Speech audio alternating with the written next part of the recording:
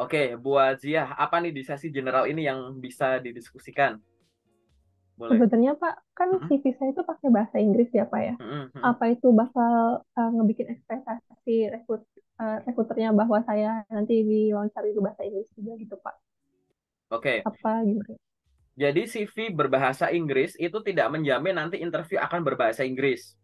Tapi satu hal yang menjadi poin buat kamu adalah bahwa kamu berani dan mampu menggunakan bahasa Inggris tertulis itu. Gitu. Apalagi Hmm, pada saat kamu menyusun CV menggunakan bahasa Inggris, ya bagus gitu ya. Bahasanya menjual, grammarnya juga oke, dan lain-lain gitu. Itu salah satu elemen aja.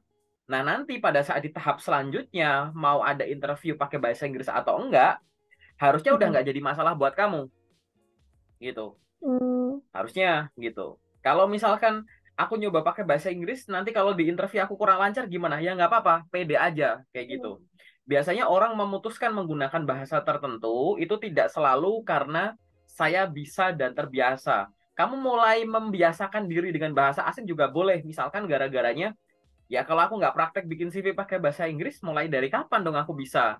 Atau ini perusahaan hmm, multinasional, di luar negeri juga ada. Aku pengen bisa kerja kayak begitu yang diawali dengan hmm, kemampuan bahasa Inggrisku yang masih terbatas. Ya kalau aku nggak mulai hmm. dari sekarang, kapan bisanya kayak gitu. Akhirnya kamu memberanikan diri, boleh banget kayak gitu. Iya Pak, Oke. jadi kan CV Mm-mm. saya itu bahasa Inggris kan. Nah, Mm-mm. bahasa Inggris saya itu pasif. Saya tuh bagusnya di penulisan. Cuma kalau misalnya kayak ngomong itu saya pasif. Karena kan kebetulan bukan bahasa ibu juga kan. Jadi mungkin Ya, ada terbata-bata.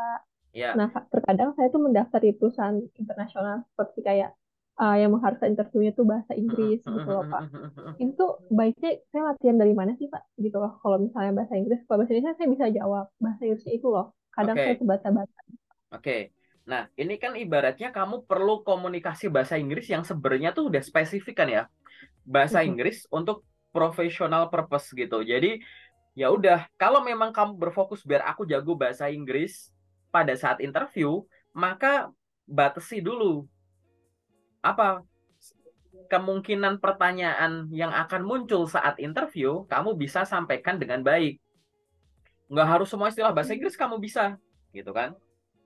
Misalkan dimulai dari apa? Kamu belajar menjelaskan CV-mu pakai bahasa Inggris. Kalau latihannya gini, storytelling aja. Jadi kamu punya CV nih, latihan storytelling ya, aku jelasin. Kamu punya CV.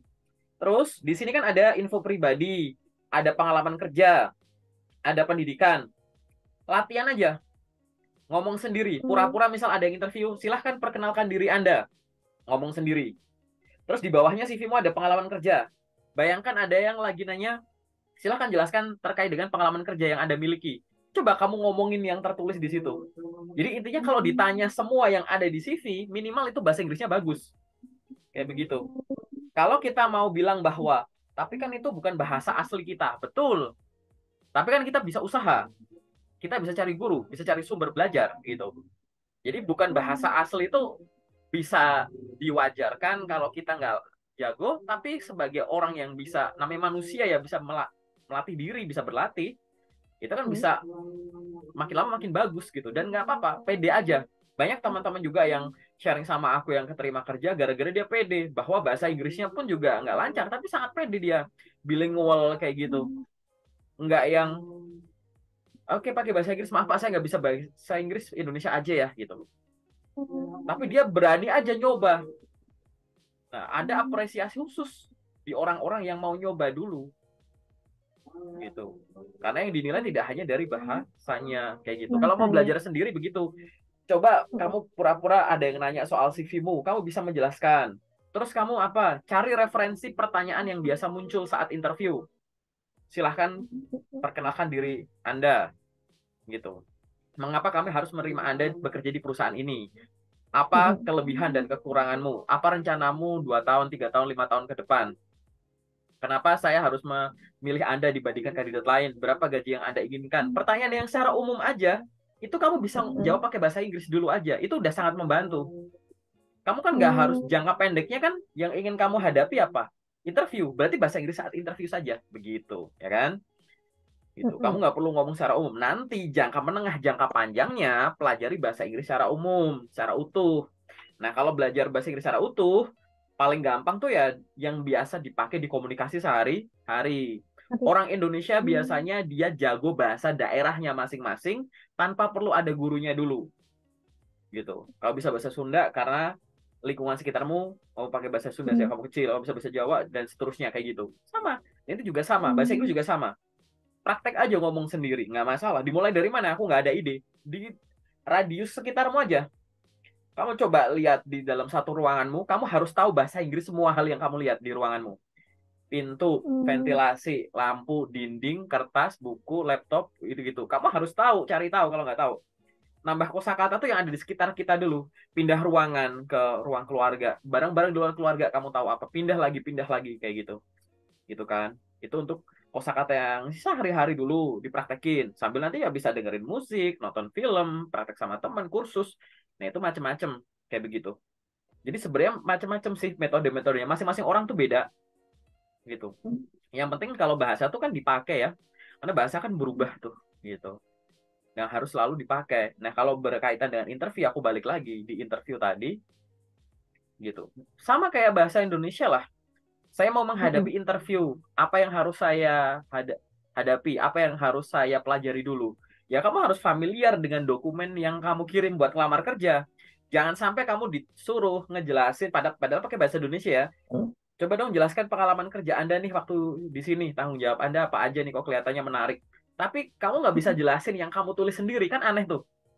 Udah pakai hmm, bahasa Indonesia, CV ini kan isi CV kan yang ngalamin kamu, yang lakuin kamu, yang nulis hmm, CV-nya juga kamu. Masa kamu juga bingung pada saat bercerita? Nah, gitu loh. Itu dulu aja basic-basicnya dulu kan. Termasuk tadi di internet, di channel YouTube-ku juga ada buka playlist tes interview gitu. Di sana udah hmm, di-compile pertanyaan-pertanyaan yang biasa muncul saat interview. Kamu harus familiar dengan pertanyaan itu. Bayangkan dan praktekkan. Simulasikan kalau kamu yang ditanya dengan pertanyaan itu. Kira-kira kamu mau jawab apa? Nggak ada jaminannya pertanyaan interview yang kita pelajari pasti keluar semua. Di satu perusahaan ke perusahaan lain bisa beda. Isi kepala masing-masing HR atau user kan beda semua. Kayak gitu. Tapi kalau kamu sudah familiar dengan pertanyaan interview, udah biasa berlatih, pertanyaan berubah-berubah kamu udah langsung bisa nangkap. Paham gitu maksudnya. hmm, Gitu. Karena apa? Karena seringkali banyak pertanyaan itu kayaknya beda-beda tapi menanyakan hal yang sama. Intinya ini nanya pengalaman kerja kok. Intinya ini pengalaman pendidikan kok. Intinya ini soal skill kok. Kayak begitu. Oke? Itu ya. oke. Itu jangka pendek dan jangka panjang yang harus kamu lakukan kepada kemampuan bahasa asingmu. Oke? Hmm. Ada lagi nggak hal lain yang mungkin pengen didiskusikan sejauh ini? Ada sih, Pak. Apa tuh? Semisal nih kayak suatu Hmm, perusahaan dia buka banyak posisi di hmm, suatu job portal. Saya hmm. tuh boleh nggak sih daftar ke banyak itu gitu? Apa nanti HR-nya ngira saya tuh nggak serius nih apply-apply doang gitu. Boleh nggak sih lebih dari Oke, satu apply gitu? oke. Jadi gini, ini aku jawab dulu, tapi nanti disclaimer-nya adalah nanti buka playlist YouTube-ku juga, FAQ seputar karir. Di situ aku Mm-mm, udah bikin video. Bolehkah kita melamar lebih dari satu posisi di satu perusahaan? Intinya mm-mm, begini, ada perusahaan-perusahaan yang memperbolehkan kita dalam satu waktu melamar pekerjaan di beberapa posisi. Ada mm-mm, perusahaan yang tidak memperbolehkan, gitu. Nah, pertanyaan-pertanyaan ini biasanya udah dijawab sama mereka di website perusahaan bagian FAQ, gitu. Mereka sudah mm, menghimpun pertanyaan yang biasa ditanyakan oleh kandidat dan udah dijawab di situ. Bolehkah saya melamar begini-begini, gitu? Boleh nggak saya gini? Kerja atau magang juga sama, gitu. Ada yang Anda diperkenankan maksimal 2, maksimal 3, mm-mm, maksimal 1, gitu-gitu. Anda boleh mencoba lebih dari satu, yang penting sesuai dengan kemampuan dan kualifikasi, gitu-gitu. Beda-beda perusahaan beda, mm, gitu. Nah, tapi akhirnya apa? Ada perusahaan yang ngebolehin, ada yang nggak ngebolehin. Tapi tertera. Kalau tertera kan enak nih. Nah, yang jadi pertanyaan, kalau kita nggak tahu ini bolehin atau enggak, kan gitu. Bener nggak? mm-mm, Kita nggak mm-mm, tahu ini ngebolehin atau enggak. Nah, jawabanku adalah disesuaikan dengan loker yang sedang dibuka semua itu. Kalau posisi yang kamu lamar itu tidak berseberangan banget, lamar aja nggak apa-apa gitu. Bahwa ini di sini kebetulan ada customer service, saya tertarik gitu kan. Tapi di mm-mm. sini juga ada admin, saya juga tertarik. Lamar aja nggak apa-apa. Kalau kualifikasi yang dibutuhkan di awal memang kelihatannya mirip. Dan kita nggak tahu tuh, ini boleh lamar lebih dari satu atau enggak ibaratnya. Gitu. gitu. Boleh. Tapi gitu, ada juga yang pendapat HR yang itu menyampaikan bahwa jangan melamar yang jabatannya itu atas bawah. Jadi di situ ada Hmm. supervisor operasional sama manajer operasional. Nah, jangan dilamar dua-duanya. Itu kan atas bawah tuh, supervisor sama manajer operasional. Nah, itu jangan. Gitu. Ada sales staff, sales Hmm. supervisor. Ya pilih salah satu aja kalau atas bawah begitu. Gitu. Oke, oke. Kalau yang abu-abu yang di tengah ya. Kenapa kita boleh nyoba? Yang penting disesuaikan dengan dokumen yang kamu lampirkan. Di CV, di dokumen pendukung, itu harus menunjukkan alasan kuat mengapa kamu juga merasa cocok di posisi B, C, D selain A gitu. Gitu. Itu boleh banget. Gitu ya. Oke. Menarik nih pertanyaannya gitu. Karena ada tiga kemungkinan tadi. Karena ada yang udah ke display, ada Iya. yang belum soalnya. Ya. Bingung jadinya. Takutnya dikiranya aneh-aneh gitu. Ya, tapi balik lagi ya, mereka itu ibaratnya gini, kalau sifatnya itu masih di dalam koridor kesopanan, Hmm. dibolehkan, enggak dilarang, jangan takut mencoba. Hmm. Contoh, ini tulisannya silahkan kirimkan lamaran ke sini. Silahkan kirimkan CV ke email ini. Tapi kita nggak tahu loh, ini tuh boleh nggak sih ngelampirin dokumen lain gitu. Hmm. Padahal kan yang disuruh CV. Dan itu via Hmm. email. Tapi gara-gara analisis kita, insting kita pengen nyoba dengan pertimbangan nggak dilarang, ukuran filenya juga nggak kegedean, ya udah lampirin aja, ya nggak apa-apa. Bahkan aku atau beberapa ada teman-teman coach yang lain akan bilang bahwa jangan cuma lampirin CV kalau diminta cuma CV. Kalau Hmm. diminta kirimnya via email gitu. Kita coba aja. Nggak usah takut kayak kita kelebihan dokumen terus di blacklist gitu. Terus kita dihukum, didenda gitu. Enggak gitu. Ini Jadi kita boleh lewat lampirin ke surat pertimbangan, rekomendasi juga. ya kayak begitu boleh gitu. Apa sih kalau kita ngomong kemungkinan terburuknya kalau kirim via email dokumennya nggak dibutuhin ya nggak dibaca kan gitu, baca yang Hmm. diperlunya kan ya. Tapi kan kebetulan email itu beda sama job portal, kadang job portal cuma bisa lampirin CV padahal kita pengen lampirin lain nih, tapi yang lain ini mungkin udah diisi dilengkapi di akun kita di profil kita sehingga nggak perlu dilampirin, cuma CV Hmm. doang ya. Oke, tapi kalau email silahkan, apalagi kalau bahasa emailnya gini, silahkan kirimkan berkas lamaran lengkap ke email ini. Bayangin, definisiku berkas lamaran lengkap sama kamu sama orang mungkin bisa beda. Aku mungkin ya udah sih CV, ijazah transkrip, ada yang CV portofolio, ada yang CV foto, ijazah transkrip sertifikat gitu-gitu. Orang bisa beda tuh. Banyak nanti kamu akan menemukan loker-loker semacam itu, misalkan yang ada di LinkedIn gitu ya. Gitu. Silahkan Hmm. kirimkan berkas lamaran lengkap ke sini gitu. Nanti kayak begitu Hmm. kan multitafsir juga. Nah, itu tadi. Selama masih ada di koridor kesopanan tidak melanggar dari ketentuan yang sudah tertulis, dicoba saja dulu. Biar kamu tahu feel-nya. Boleh nggak sih kita ngirim lamaran di luar jam kerja? Coba aja, gitu. Hmm. Cuma boleh di hari kerja dan jam kerja. Betul, itu via email. Tapi kalau lewat LinkedIn, Jobstreet, Glints, Indeed, website perusahaan, 24 jam bebas. Coba aja, gitu. Itu yang aku lakukan waktu aku jadi fresh graduate. Ternyata bener. Aku lamar tengah malam, hari libur, empty lagi. Lolos, gitu. Oh, berarti apakah ngirim lamaran di hari kerja dan jam kerja doang itu salah? Cari tahu lagi. Oh, ternyata boleh. Jadi intinya ngirim lamaran Hmm. kapanpun itu bagus. Tapi kalau bisa di hari kerja dan jam kerja itu intensitas tinggi, jumlah banyak. Tapi kalau pas lagi hari libur, kita kebetulan, kalau kamu maaf nih, jadi karyawan pabrik, pulang shift middle atau shift 2 pulang tengah malam. Punya waktu kosong ya cuma habis pulang dari kerja. Masa ngelamar kerjanya waktu lagi kerja kan nggak mungkin. Pulang kerja aja kan.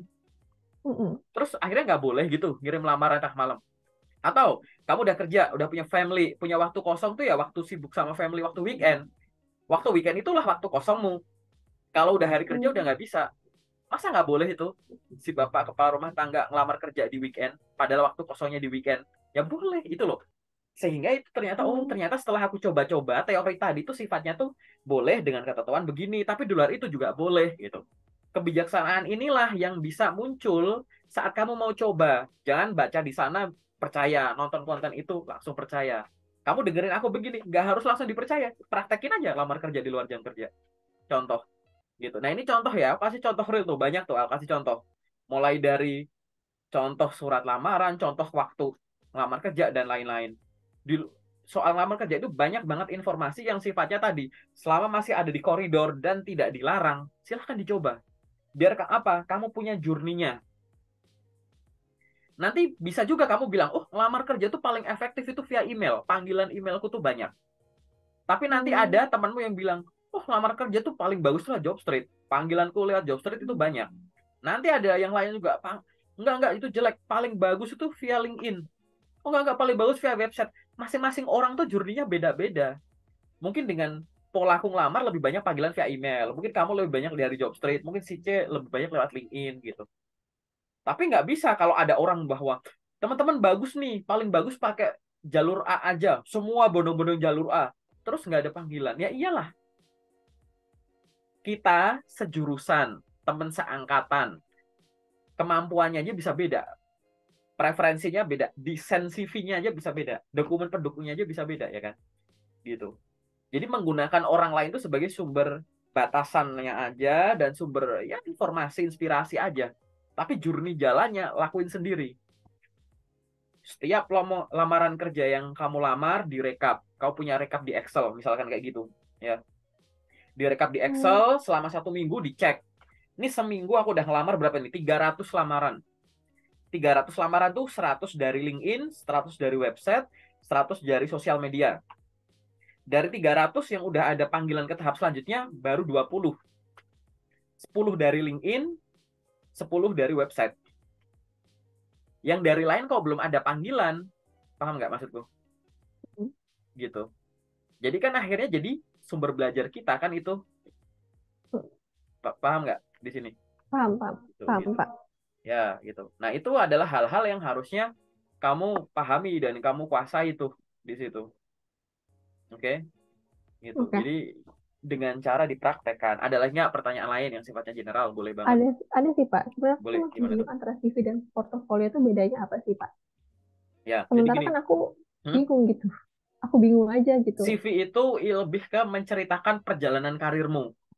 Simpelnya. Mm-mm. Saya pernah kerja di sini. Saya pernah menempuh pendidikan di sini. Mm-mm. Selama kerja itu saya tanggung jawabnya tuh begini begini begini dengan posisi begini, skill saya begini begini. Jadi lebih kayak ke gambaran umum gitu ya, perjalanan karirmu. Tapi kalau portofolio itu bukti karyanya. Di CV kamu bilang, saya punya pengalaman kerja jadi konten kreator gitu. Mm-mm. Di situ saya bikin konten untuk diupload di website, sosial media ini. Tiap hari kamu narasi aja di situ. Saya membuat konten harian gitu. 4 video, terus 20 foto, 5 artikel gitu-gitu. Mm-mm. Itu dimuat di sini. Cuma kata-katanya narasinya aja. Di portofolio itu ada contoh beberapa hasil desain yang kamu bikin. Beberapa Mm. media udah diupload di sosmednya di mana, di capture gitu. Mm. Gitu. Di CV kamu nulis, saya punya kerjaan sampingan. Jadi wedding singer gitu. Di sana kerjaan saya melakukan ini, melakukan ini, melakukan ini, melakukan ini. Di portofolio Mm-mm. kamu ada dokumentasi kamu. Mungkin lagi nyanyi Mm-mm. di weddingnya orang. Ada fotonya. Gitu. Mm-mm. Mungkin ada pada saat kamu nyanyi, di record tuh, di-upload ke YouTube. Dari YouTube, gambarnya di capture, kasih URL-nya YouTube gitu. Jadi portofolio Mm-mm. itu bukti karyanya. Bukti karya ini bisa hasil karya, bisa momennya. Karena tidak semua karya bisa di display secara visual sebenarnya. Makanya momennya. Kalau kamu jadi penyanyi Mm-mm. gitu, gimana cara suara ditulis sebagai gambar? Kan nggak bisa. Mungkin ada pada saat kamu rekaman atau konser di mana ada Mm-mm. dokumentasinya di-upload, ya udah videonya di crop aja kasih linknya. Itu jadi portofolio begitu, ya kan? Kamu punya kerjaan, bisnis sampingan, usaha apa ya kuliner gitu. Oh buka usaha entrepreneurship, kuliner makanan tertentu, di situ kamu bikin karya-karya makanan olahan apa misalkan, olahan telur versimu sendiri. Ya kamu Mm-mm. masing-masing jadi di dokumentasinya ada fotonya, kamu taruh di IG, oh, dari IG di capture. Nih, makanan-makanan yang bisa saya ini. Kamu jadi SPG, Mm-mm. jualan air mineral gitu. Di mall, di jalan, di event. Masa yang di display minumannya kan enggak? Minuman ini kan karyanya perusahaan, ini kan yang harus kamu jual. Yang harus Mm-mm. di-display adalah hasil karyamu. Minuman ini bukan karyamu. Karyamu itu adalah mampu menjual. Nah, mungkin dokumentasi kamu pada saat jualan, pada saat Hmm. jaga stand, pada saat nawarin, pada saat presentasi produk, kamu jadi sales mobil, jelasin ada klien, ada yang ngefotoin, dokumentasi gambarnya itu. Mungkin kamu gara-gara misalkan di bulan itu mencapai penjualan tertinggi, akhirnya dapat hadiah. Pegang apa kayak hadiah apa dipegang gini, dokumentasiin, salaman sama bosmu, dapat plakat, dapat piagam, piala. Bukti karyanya itu, Hmm. visualnya itu kayak begitu Hmm. gitu. Jadi bikin CV itu kayak lebih ke narasinya. dokumentasinya. Yes, kalau portofolio itu bukti karya. Bukti karya itu bisa hasil karya atau momennya Hmm. Oke, oke. gitu. Paham ya? Dan Tahu. portofolio ini sifatnya boleh PDF, boleh online. Gimana? Hmm. Apakah setiap lamaran kerja saya harus melampirkan portofolio? Enggak. Ada yang ibarat portofolio ini kan gambarnya bisa banyak, halamannya bisa banyak, filenya otomatis gede. Padahal kalau Mm-mm. ngirim lamaran kadang ada batas filenya. Gimana Mm-mm. caranya? Kalau memang waktu itu memungkinkan untuk dilampirkan portofolio, lampirkan. Kalau kamu datang ke job fair offline, walk-in interview gitu-gitu kan tinggal di print gitu kan. Tapi kalau kamu ngirim via job portal, tapi kamu pengen ngedisplay portofoliomu gimana? Ya udah portofoliomu diupload aja katakanlah di Google Drive. Terus linknya kamu masukin ke CV. Hmm. Portofolio titik dua ini gitu. Oh, Jadi boleh ya orang Kak di tinggal Google klik. Drive itu? Ya Boleh. boleh. Kan di CV-mu itu kan ada di CV-mu itu kan ada informasi misalkan email, ya nggak? Kamu Mm-mm. ini kita belum masuk ke CV-mu, tapi ingat nggak kamu nyantumin email di CV-mu? Atau Ingat. mungkin kamu nyantumin LinkedIn di CV Mm-mm. ada.